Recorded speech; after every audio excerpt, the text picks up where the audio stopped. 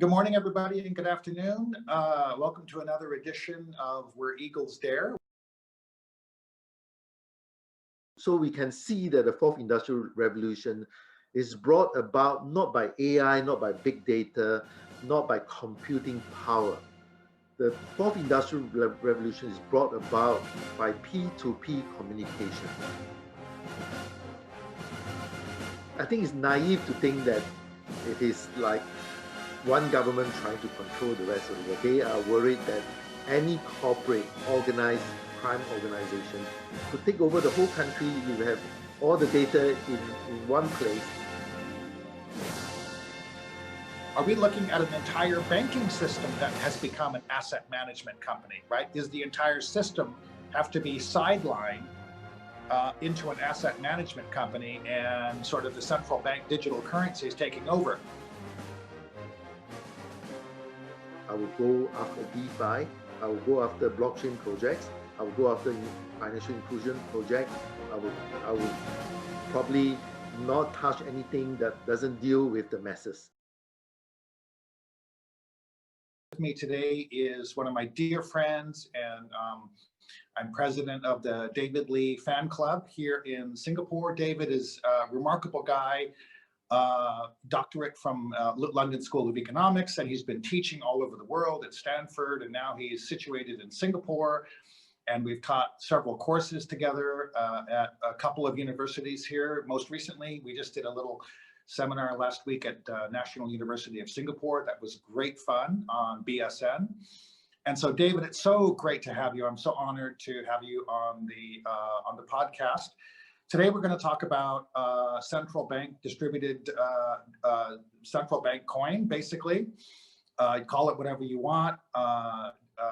China coin, DC, DTEP, and central bank distributed currency. And there's about 10 more names for it. But we're going to just call it central bank coin today. First of all, David, where are we in this journey on the central bank coin? Where do you see things going from here? Yeah, first of all, Paul, I'm a fan of your program, and this is such a great honor to be on this.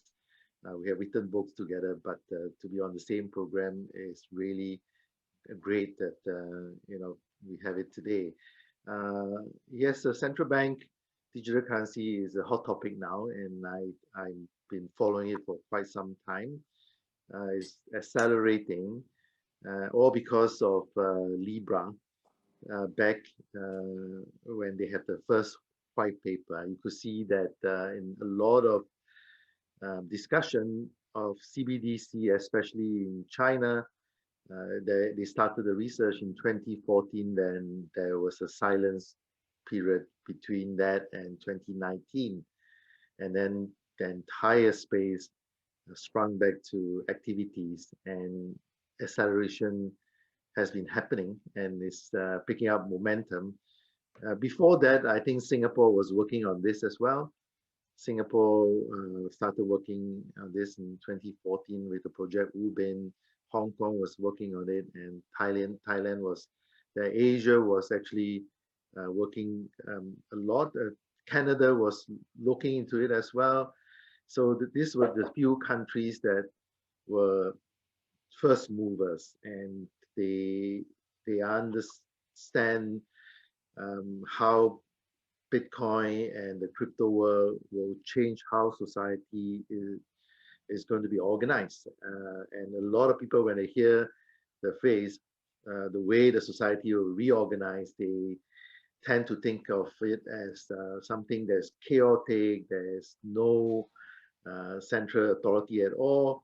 But then I think now, at this stage, you are asking what is the progress in this space, that people are beginning to understand that we need to make a distinction between the physical world and the virtual world.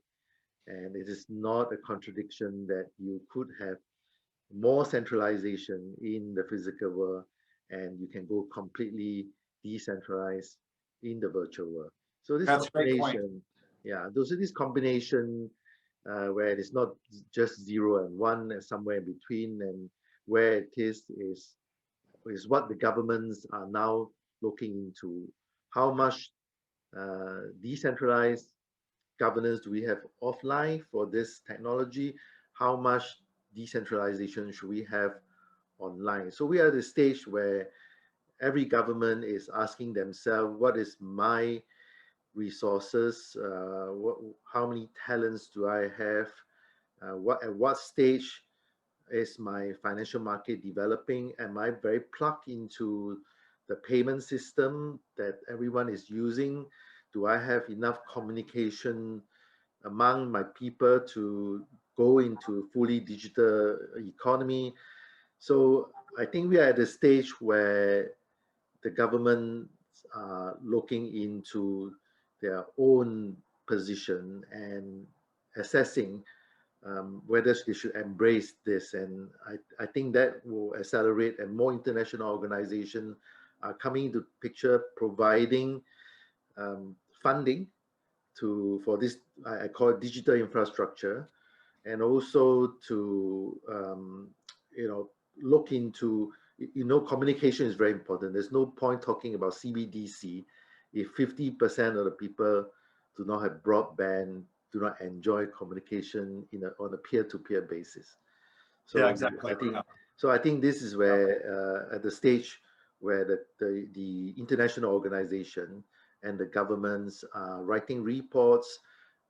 They are also looking into the details, but I'm quite sure if you ask somebody, when do you think CBDC will have mass adoption? They will tell you probably 5 to 10 years, and that was about a few months back.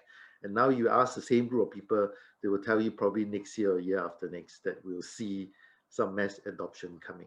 Yeah, exactly. So I was at this central bank conference last week. Yeah, currency research. You and I have both spoken at these conferences before, back in Bali a couple of years ago, when we used to travel and go to conferences. Remember that? Yeah. And this was last week on Thursday. Well, just the other day, right? And so, so what I can say to you, after 2 days, it was a 2-day conference. Every single central bank in that room was committed to some sort of central bank coin. First of all, second of all, you had France, Germany, Holland, Scandinavia, Sweden, Finland, Caribbean, Canada, and of course, you're right. Canada has been so far ahead on a lot of this stuff. This guy called Mr. Rice, he just makes so much sense. He's one of the smartest guys I think that I've come across in this. And so that's the first thing I would say. The second thing, which I thought was so interesting that I pulled out of the conference, was there was a broad universal consensus that this has to be a public-private affair, that the central bank by itself cannot do this. And so, of course, you and I have been talking about this a lot. This brings up, huge amounts of conflict of interest and, what sort of private sector sort of monopoly do we get here that's going to be distributing this thing? And so where do you come down on this world of, you need speedier, faster, more adept, more adaptable, smarter people in the private sector to get this going quickly versus, very conservative central banks. Central banks are notoriously conservative. And so how do you come down on the way in which the private sector is going to be participating in the rollout of these central bank coins? Yes, I think this is interesting because we used to call it PPP, public-private sector partnership, but it's more than that because it's going to be a collaboration among all the governments as well as the private sectors and corporates. And this, in some ways, we have discussed before that since 2008, 2009, you and I have watched the financial market for a long time, and we are just very puzzled at that time. How do we get out of this mess? Because there don't seem to be any way that we can get out from this. And every time there is a change in the way money is being used or created, is all driven by technology. Whether it's from precious metal, whether it is paper, whether it's minting of coins and so on, is always driven by technology. And it just happened that we now have this technology, which is all about distribution of trust, distribution of wealth, distribution of power, that we beginning to see that the momentum is being gained. But the key question is still back to what happens, when we try to get out this QE infinity, because we now know that there is no gold backing, there's nothing backing, fiat currency except the country economy, resources, or military power. So that is how we define currency today. The intrinsic value is about the economy, but then we look at it, some countries are in heavy debt, the economy is not growing, but they have a larger share than the rest of the world, either as a reserve currency or as a form of trading currency, or as a form of forex usage. Why are the existing institutions given the license to create money while they are not performing the duties of allocating these resources to the people who need them? So I think people are just re-looking at this and ask the question that why are the existing institutions given the license to create money while they are not performing the duties of allocating these resources to the people who need them? Yeah. And the answer lies in that we have layers of regulation, we have layers of fiduciary duties, and we have layers of governance that ensure that anyone who is sitting in the board, or the shareholders, or the fund managers, are not allowed to the organization, especially licensed institution, to perform the duty required by the government and the people. So that is a major contradiction that we have created over the years, in the sense that the interests are just not aligned. The government interest is not aligned with the licensed institution. The people interest is not aligned with the licensed institution, and more than 50, 60, 70% are excluded or underserved. So the government is beginning to feel that they are under pressure, because if they don't act, then there will be instability and they will lose their power. And that is where the whole revolution is beginning to take root. So this is important to realize, that the question about who the government should partner. Now you back to 1900s, 1930s, whenever there's a crisis in the economy, this question will always be asked. As government, how do we maintain stability and sustainable growth? And well, natural choice was the licensed institution, right? And therefore, if licensed institution is the one, then the question is that what new licensed institution do we need? Do we need a new digital bank? Do we need a payment license? Do we need new Omnibus Act that have a tokenization? So the government is going back to the drawing board and say that we need new licenses. We need to think of how do we transform the economy and empower people that can distribute wealth, distribute resources, so that we can have sustainable growth.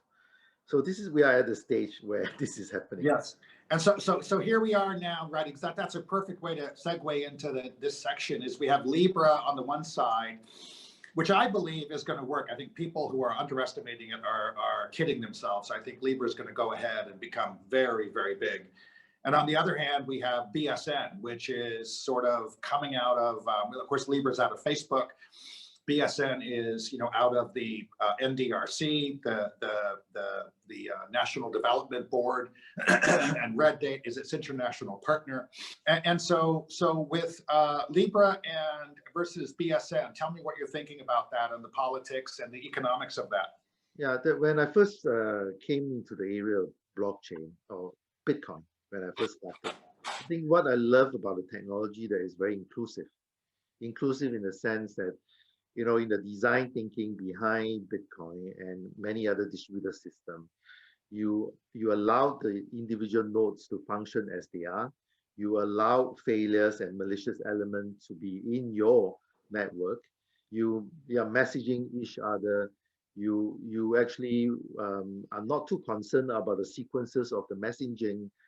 There's no global clock in that sense, so everyone can gossip with anyone, which mimic very much in how the real world works. So when I first looked into the area, I was just thinking about inclusiveness and sustainability.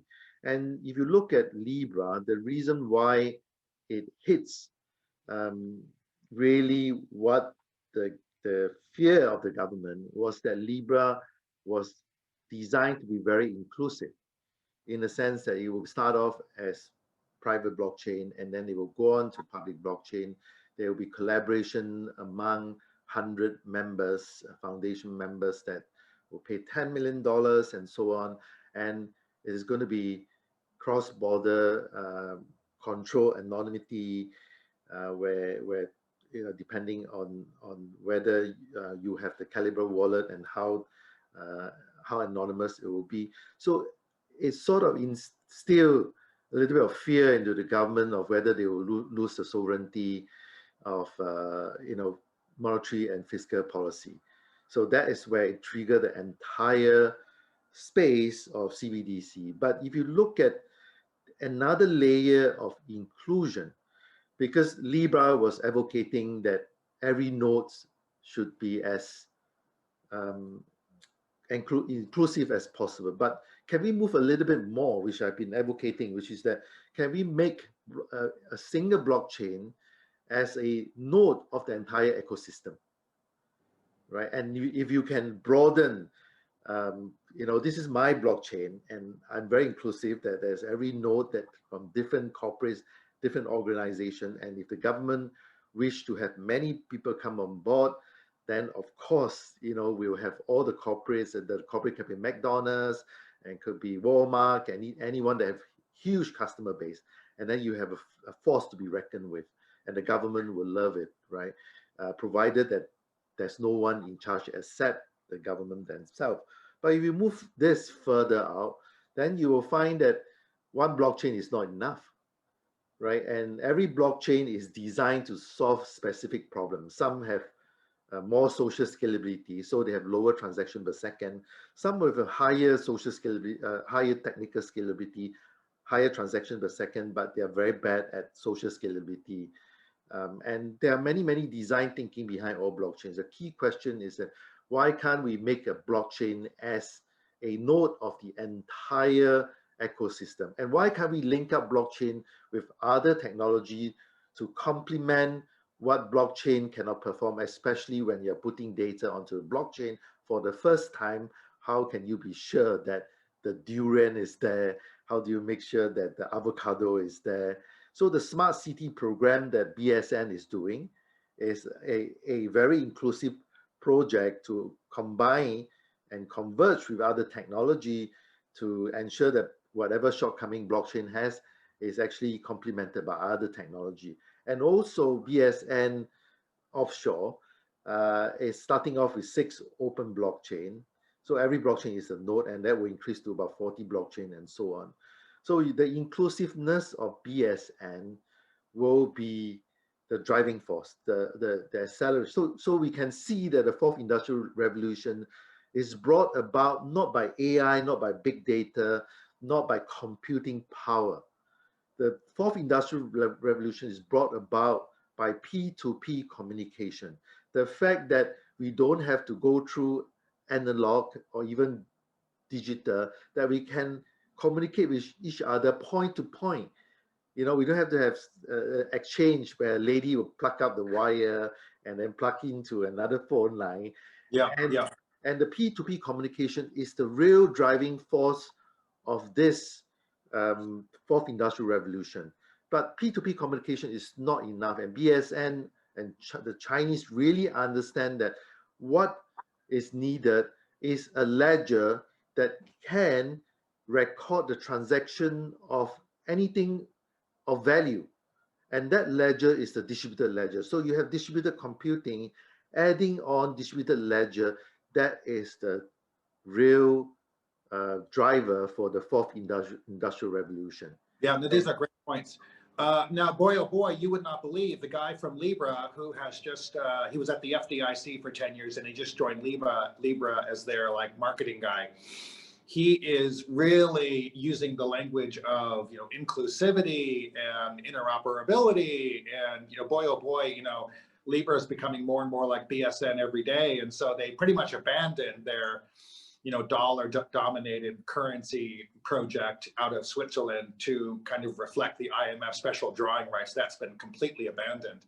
And I think they've even abandoned this local currency tie-up structure. And so I think they're already on to sort of Libra 3.0 to reflect exactly what you're talking about with BSN. Now on BSN, you and I were talking about this in the course last week. 2 years ago, China basically was one of the most hardcore crackdown, countries in the world on Bitcoin and cryptocurrency trading on Huobi. And what we've got now basically is that in the last, I would say 10 weeks, 12 weeks, we have seen basically more than 10 cryptocurrencies, not only attached to Huobi, but they have been integrated into the BSN system. And so tell me the implications of that. Yeah, I think I'm hearing a lot of arguments saying that the US dollar cannot be replaced. And the reason being that, the whole entire financial system is set on that. The regulation is to be done using, all transactions could be done using US dollar and so on. I read a lot of articles about that. But I think they fail to realize that the Chinese, since 2016, when IMF has allowed the Chinese to join the SDR basket, that the renminbi has not been able to achieve the kind of prominence and in proportion to the kind of trade that they are doing.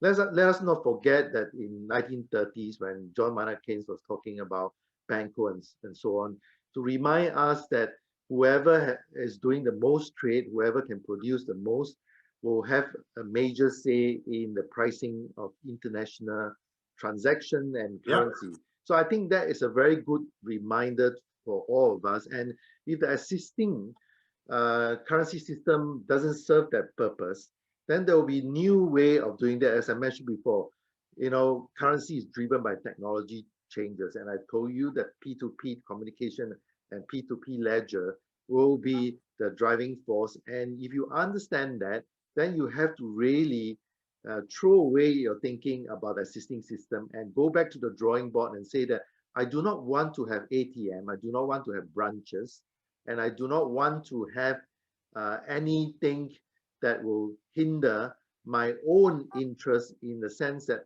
why should a third party be in between me and you who are doing transaction, right? It doesn't make sense to me, because I have huge production base, I have huge agriculture goods, I have everything else, I have the consumption power.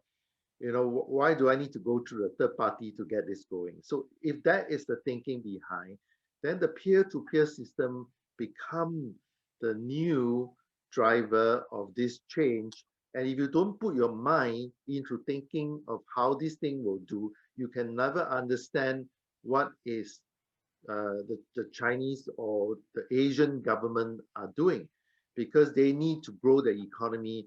50% of people do not have broadband in Asia. They are not plugged to the economy. And for $100 price that you buy in your supermarket, only $2 or $3 go to the farmers and to these countries. And obviously, they are thinking of new technologies. Very natural, right? I mean, we all do production, and the whole idea is trading. And we are trading, we will try to get a fair price for our products. And that needs traceability, and that needs transparency. And this is why all the smart city, all the supply chain that the China are doing are onto blockchain. And therefore, when you have that, you can digitize, okay, everything that you have from the supply chain, anything that you have. And if you put it on the blockchain, it become a token, it's become tokenized, right? So decentralization of digitization is tokenization.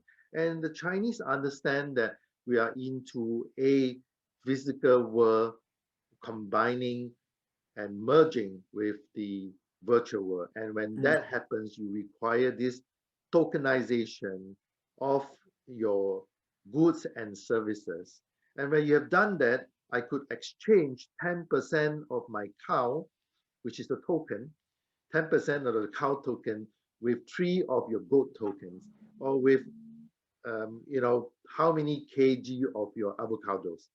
So you start to do this barter trade that will come round, which I think for a long time you see that happening with some of the Chinese goods that with some other emerging economy. But the fact is that now there is traceability, and therefore whether you have your renminbi or you have your Sing dollar or wherever that you are trading outside your country, you're not worried about counterfeiting, you're not worried about some of this currency disappearing.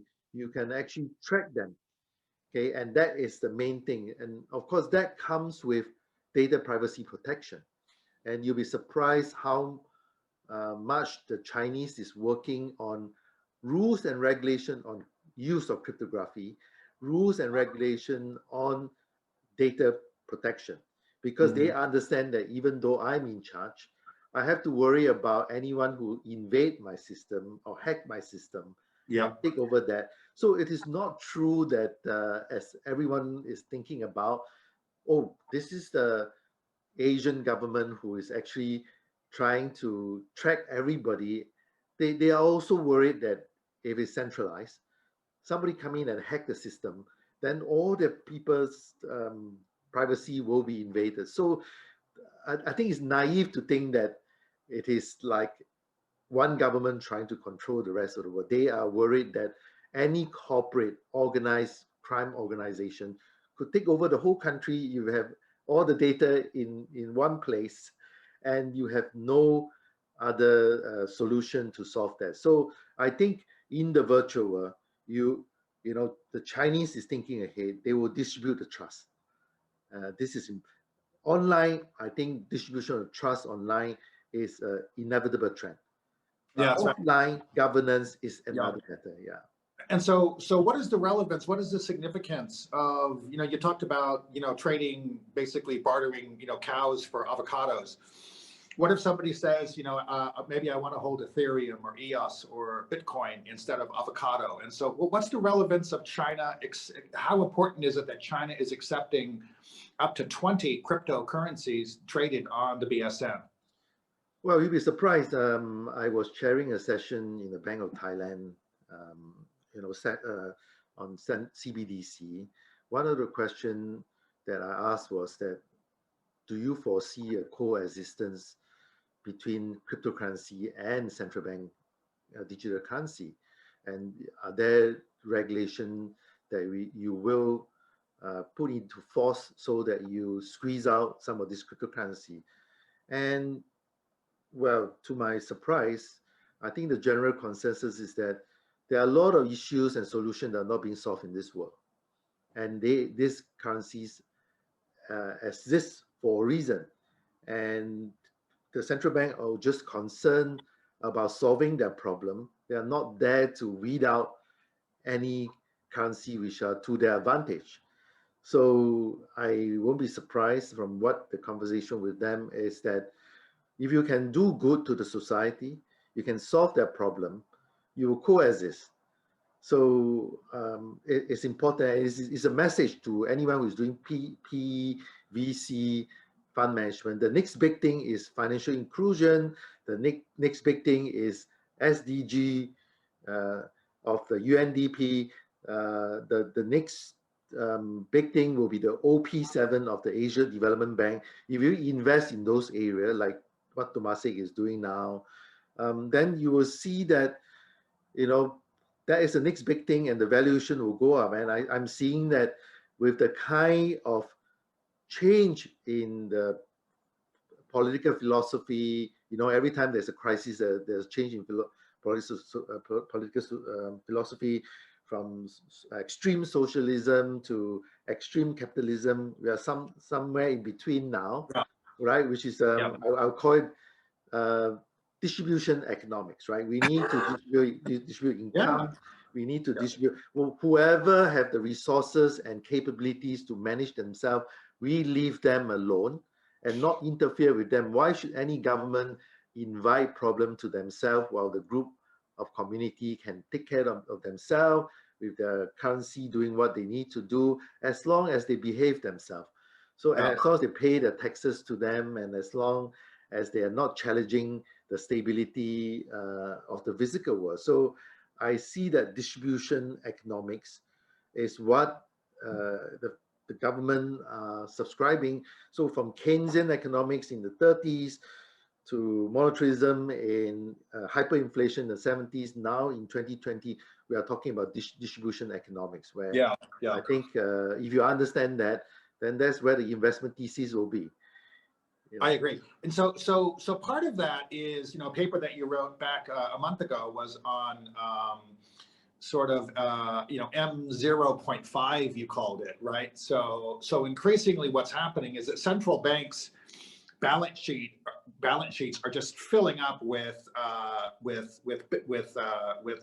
notes and coins in circulation. So, for instance, the Bank of Japan's balance sheet is basically increasingly filling up with notes and coins, and I think it's like 60%. Even though Japan's central bank is holding huge amounts of Japanese debt, even government debt, even still, we're seeing all these central banks around the world with too much cash, and the functioning of QE, right, is exactly the central bank is taking cash away from the banks that the banks don't want in order to avoid negative rates. So quantitative easing is the overflow, like the offtake of a dam that's about to burst. And so it's all this liquidity pouring into central banks to keep rates from going negative as banks deal with all this bad debt. And so, the money multiplier is collapsing and banks are becoming more risk averse. And so we just have all this liquidity trapped and is pouring into central banks. And so, I love your idea, basically, that is something going on here whereby, central banks and some of the smart people in power are saying, let's let the banks deal with this bad debt situation for a period of 5 or 10 years and drain off, liquidity onto a bartering, full reserve system as opposed to a fractional reserve system of the banks, in order to keep the economy going while the banks, basically have to do some very painful decisions. And the question is, for you, are we looking at an entire banking system that has become an asset management company, right? Is the entire system have to be sidelined into an asset management company, and sort of the central bank digital currencies taking over? By the way, that was not discussed one single word last week at the central bank conference, which I thought was the greatest shocker of the 2-day conference last week. Yes, I think there shouldn't be any panic that we say the banking system will collapse. But in 2014, or I would say that even back in 2009, a lot of investors were concerned that the US dollar with such a huge debt, and if the income itself eventually will not be able even to serve the interest of the debt, then we are into a very dire situation, because we are just holding up a currency that, we are not too sure one day, somebody will just, everybody will just abandon it, or majority of people will abandon it. So I think there is a little bit of fear of that is happening. How do we exit from this QE infinity, that it may end up in a situation where a lot of corporates, a lot of countries are having a situation that their annual income, the GDP, cannot even service the debt interest that they have. So what do we do with the kind of situation? Clearly, it's distribution of wealth all over again, right? And the distribution of wealth will have to, if you have corporates which are supposed to go bankrupt, and you don't allow it to go bankrupt, then we are in a very difficult situation. You have to allow it to go bankrupt. If it's not, then the market will have its own forces to change the entire system, because the problem accelerate and elevate to a different level. And this is what is happening now. But the key question is that you want to move from a fractional reserve system to a full reserve system, you need to control the ratio of the CBDC with the bank deposits. And this is the key policy instrument. So the monetary policy now will switch from looking at velocity, because the velocity will go down and the velocity of barter trade will go up. Anything of value will exchange on a peer-to-peer basis. So if you are an investor, you look at the valuation method of the crypto world. We are looking at ENET, we are looking at a lot of new valuation methods. It's all about, barter trade. It's all about alternative replacement of the fiat system proportionally, maybe 5%, 10%, and that's the kind of valuation that people do for Bitcoin, and in future some of this the tokens that we are talking about. But the key question at the end of the day is that how fast will this transition be? And the answer will lie in that government cannot afford to have all these institutions collapse overnight. They need to manage this ratio, and the monetary policy is no more about the the multiplier and the reserve and so on, but this ratio between CBDC and the bank reserve, and the whole new monetary theory, again, I go back, distribution economics will come into play to look at the cost benefit, in the sense that if this part of the economy is already on the way down, but I do not want it to accelerate. I want to go down with a controlled manner. But on this side of the growing economy for sustainability, I want it to grow. I need to balance. And that monetary instrument is about balancing this AMC, which we are talking about, with the new financial inclusion entities that is going to come out. And last month, I also wrote a paper with ADB on how the government will spend a lot of resources onto the digital infrastructure. Where the digital infrastructure will be treated as a public good. A lot of talk, if you look at Temasek, they're investing in self-sovereign identity. And why are they doing that? Because I think at the end of the day, for traveling, for travel bubble, for health records, for consumption, the self-sovereign identity will complement the national identity that we have. Because this is the way to do barter trade. Every corporate must have a self-sovereign identity, so that any country with CBDC will give a license to any approved institution, and that could be McDonald's, that could be Starbucks, and I give you a license to create a wallet, and that license for wallet is the same license that we talk about as banking license or fund management license that we are familiar with now. All these institutions will disappear or retransform into a wallet institution. So exactly. David, we have to wrap up, but something that our viewers might not understand is we're looking at a new world where potentially people have direct deposit accounts with the central bank and bypass the banks. Yeah, that is already happening, right? We can see in Shenzhen that the wallets that they have, I think it's 50,000 people having that wallet, and they spend all the DCP that the central government has airdropped to them. And then some of them actually top up their wallet even further on the CBDC. You could see that if any consumer or any citizen realize that they have to take on the corporate risk rather than just purely sovereign risk, they will prefer sovereign risk on its own rather than taking on sovereign risk plus corporate risk. Back to the point of how fast the transition will be. And I think the international organization really need to know that there's no stopping of this direct holding of the currency with the central bank, with your wallet, right? Bypassing the bank and the wallet.